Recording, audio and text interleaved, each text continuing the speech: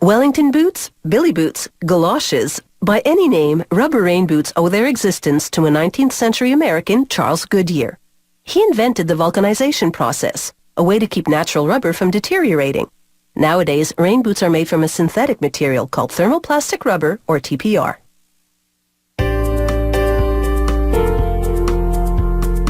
They're functional, even fashionable. Making rubber boots begins with spools of polyester yarn for their lining. A colored spool adds a thin line of color to indicate the foot size of the lining.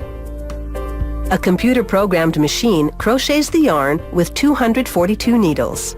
As we can see in slow motion, each gate opens completely, then closes on the yarn. The needle rotates 750 times per second. They can program the machine to make linings for any size of boot.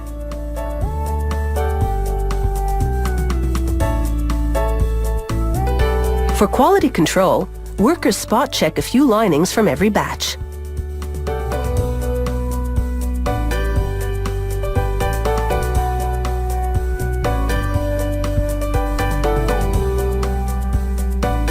Now the action moves to this automated injection molding machine with 6 stations. Each one produces a pair of boots. Workers carefully roll a pair of linings onto each station's foot form, called the last. These lasts will create the space inside the boot for the lower leg and foot. A 5-part boot mold closes around the foot last, then a high-pressure injection screw pushes in melted synthetic rubber, first in the soles, then in the upper boot. The company lab regularly tests samples of the synthetic rubber pellets that feed the injection machine to make sure they melt and flow well. The lab technician pours in some pellets, melts them, then pushes in a piston to extrude the molten rubber. The machine measures what's called the melt flow index.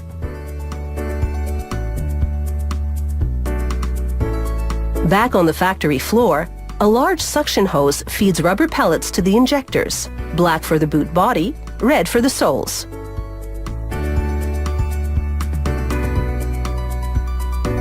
And at this factory, nothing goes to waste.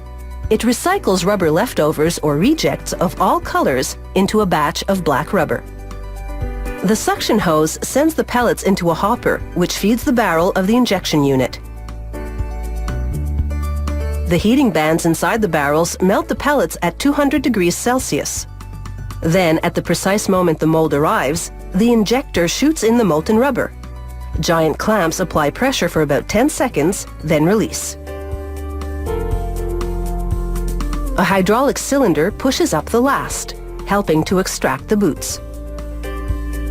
Then it's quickly on with new linings for the next pair. Total molding time, just 30 seconds.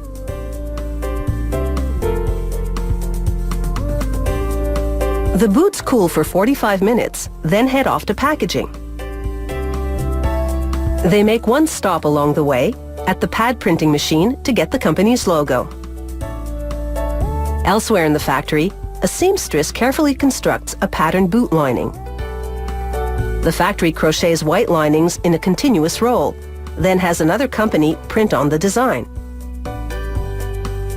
The trickiest part is shaping the toe, because she has to curve and cut the material at the same time. For these patterned boots, the machine injects a transparent synthetic rubber into the mold so that the printed lining will show through. The mirror finished surface of the mold cavity produces a high-gloss boot. The printed boot requires more work and costlier materials and is therefore more expensive. After the molding, for example, it has to go to the trimming station. There, a worker shaves off excess material from the top of the boot. Then he sews on a fabric binding to sandwich the lining.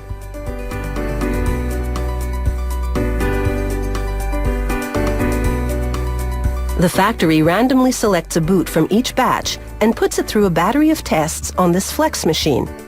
It bends the boot in various ways, some 300,000 times, ensuring these rain boots can walk the walk.